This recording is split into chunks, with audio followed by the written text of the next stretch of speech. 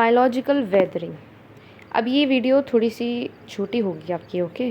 Biological weathering के बारे में आप सिर्फ डेफिनेशन पढ़ लीजिए, सफिशिएंट है। बायोलॉजिकल वेदरिंग क्या है? It is a product of organisms causing weathering that is physical and chemical in character or a combination of the two. The type of organisms that can cause weathering ranges from bacteria in soil and the rocks to plants and to animals.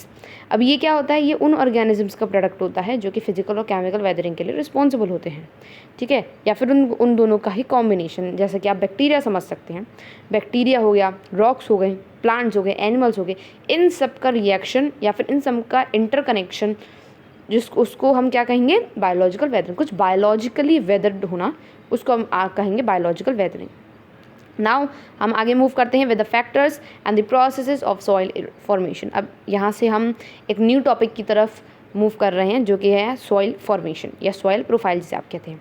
उससे पहले हम ये समझेंगे कि कौन कौन से factors हैं जो कि सॉइल फॉर्मेशन के लिए रिस्पॉन्सिबल होते हैं। पहला फैक्टर पेरेंट मटेरियल, जो पेरेंट रॉक है या सॉइल है उसका क्या मटेरियल है। This includes the solubility and the stability of the constituent minerals, sizes of the grains and the patterns of the fragmentation such as joints and the cleavage and the bed rock. इसके अंदर solubility और stability आती है उन constituent minerals की जिससे कि soil या फिर आपकी जो रॉक है वो बनी हुई है।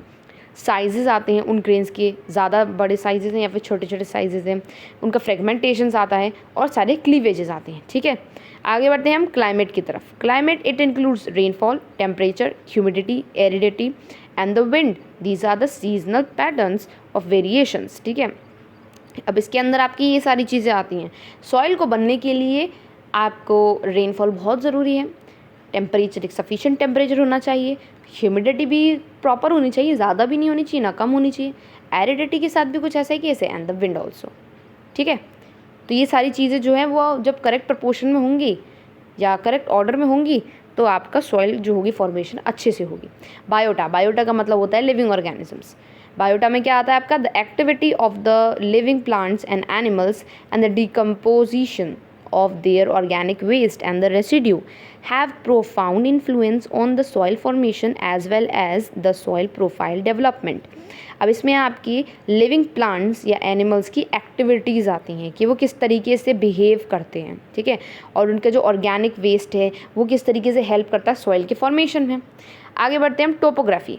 टोपोग्राफी मतलब कि ये सॉइल फॉर्मेशन को इन्फ्लुएंस करती है in the relation with the water, temperature, soil erosion and the climate. Temperature can accelerate और रिटार्ड दी वेदरिंग प्रोसेस, या तो वो वेदरिंग प्रोसेस को बढ़ा भी सकती है या फिर कम भी कर सकती है, इट डिपेंड्स, ठीक है। तो ये सॉइल के फॉर्मेशन को भी क्या करती है? अफेक्ट करती है।